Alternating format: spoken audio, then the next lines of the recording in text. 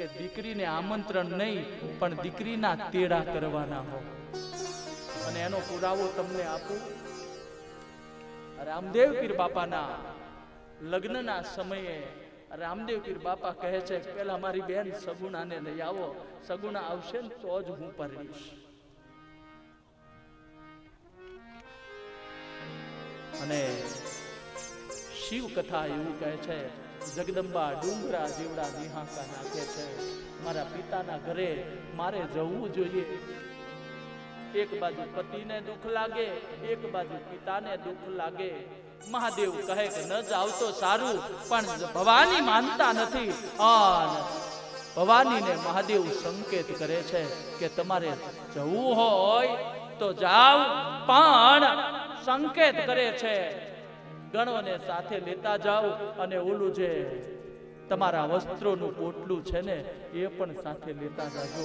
મહાદેવને ખબર છે જાય છે પણ પાછા આવવાના નથી. ભવાની પિતાના ઘરે જવા માટે પેલો પગ ઉપાડ્યો છે અને અહીંયા રામચરિત માનસની ચોપાઈ ચલ પડી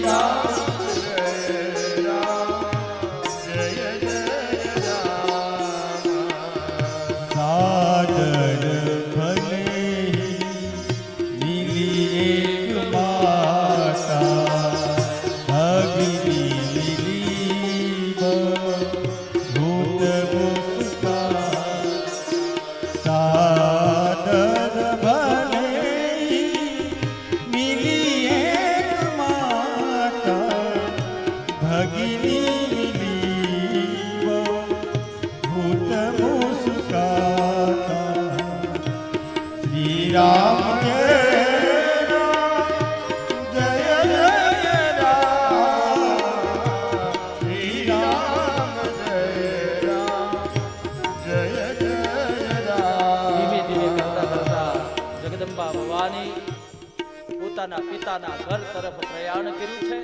ધીમે ધીમે કરતા કરતા આવે છે. અહીંયા વાતાવરણ આખું ધુવાડાઓથી આખું વાદળ બંધાઈ ગયું હોય ને એ સ્વાહાકારની આહુતિઓ દેવા આવવા લાગી છે. જગદંબા આવે છે. દક્ષ પ્રજાપતિ બધાને કહી રાખેલું મારી દીકરીને મેં આમંત્રણ આપ્યું નથી, છતાં આવે ને તો કોઈએ એની સામું જોવાનું નથી, એને આવકાર પણ આપવાનો નથી. જગદંબા આવ્યા છે, પિતાની સામે જોવે છે. આ દેશની દીકરી, આ દેશની નારી બધું સહન કરી શકે, પણ જ્યારે પોતાનો બાપ પોતાનાથી નારાજ થાય ને ત્યારે આ દીકરી સહન કરી શકતી નથી. દીકરીને વાત છે કે પિતાજીનું ધ્યાન નહીં હોય, હમણાં મારી સામે જોશે. દીકરી વાટ જોવે છે, મારા પિતાજી મારી સામે ક્યારે જોવે. પિતાજીની સામે દ્રષ્ટિ દોડાવે છે, મારા પિતાજીનું ધ્યાન નથી, હમણાં જોશે. પણ દક્ષે સામું જોવાની વાત એકો રહી, મોઢું ફેરવ્યું. અને જ્યારે મોઢું ફેરવ્યું ને એટલે સતીને ખૂબ દુઃખ લાગ્યું છે.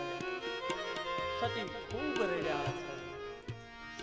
જગદંબા કહે કે હવે મને જો ધરતી માર્ગ આપે ને તો હમાઈ જવું છે. કારણ દીકરી એ બાપનો હૃદયનો ધબકાર હોય. બાપ અને દીકરીનો સંબંધ એવો છે ને કે વેદો એને વર્ણન કરવામાં પરિપૂર્ણતા નથી અનુભવી. દીકરી અને બાપ છે ને એનો સંબંધ વેદોએ નેતિ નેતિ કરીને હાથ હેઠા મૂકી દીધા છે. બાપ દીકરીનો સંબંધ છે. એક બાજુ બાપે મોઢું ફેરવ્યું એટલે ભવાનીને ખૂબ દુઃખ લાગ્યું. ભવાની ખૂબ રેડ્યા.